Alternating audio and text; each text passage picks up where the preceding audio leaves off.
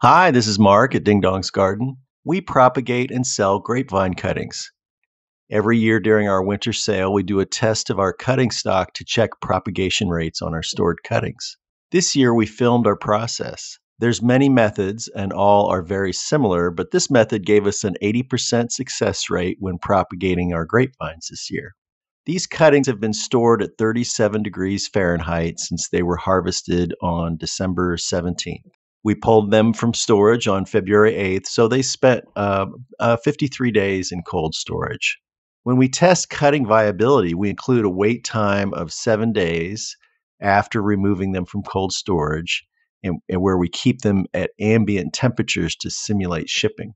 So from pruning and harvest to the start of the propagation where we put the cuttings in soil, it's been about 60 days or 2 months. The first and most important step in any propagation process is labeling. Here we put the multiple cuttings for each variety in a container and label the container. Next, we make a clean cut at the bottom of the grapevine that intersects where it intersects a node. Determining up and down on a grapevine can be challenging, but when we harvest our grapevines, we put an angled cut on the bottom part that goes into the soil. Now that the grapevines have a clean cut, we prepare the potting soil. We use a mix of about 3/4 peat moss and 1/4 or less of perlite. We wet it to be moist, but we don't add too much water. The test that we use is that it should feel moist, but when you make a ball in your fist, the soil doesn't drip any water out.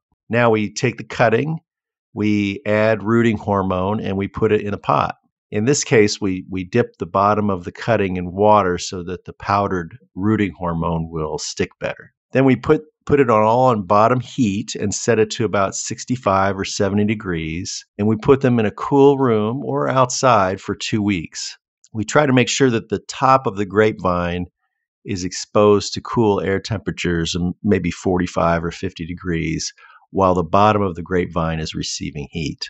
After 2 weeks, we water the cuttings, and then we take them off of bottom heat and leave them outside. And at this point, the cuttings are showing no growth at all. Then when we have time, there's no hurry, we check the cuttings for roots and we pot them up, or we divide the cuttings up into different pots. And as we can see here, some of the grapevine cuttings already have well-formed roots. But even if they don't, we're going to pot them up anyway and see if roots form on their own over time. About 10 weeks after putting the cuttings into the original pots, we can see that about 80% of the grapevines have leafed out.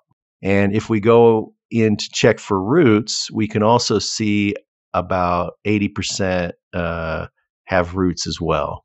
While we're checking for roots, we're moving everything into kind of a final pot and we're making sure the labels are correct. We try to be very gentle during uppotting. While we're checking for roots here, in general, we try not to disturb the roots when we uppot. In addition, after uppotting or disturbing the roots in any way, we drench the pots with water and we try to keep them out of direct sun for a day or two until the roots can start uptaking water again and providing it to the foliage. These grapevines will continue to get bigger and bigger, and you can uppot them as soon as they're ready. We hope this is helpful. If you have any questions or comments, please leave them below, and we would love to hear from you.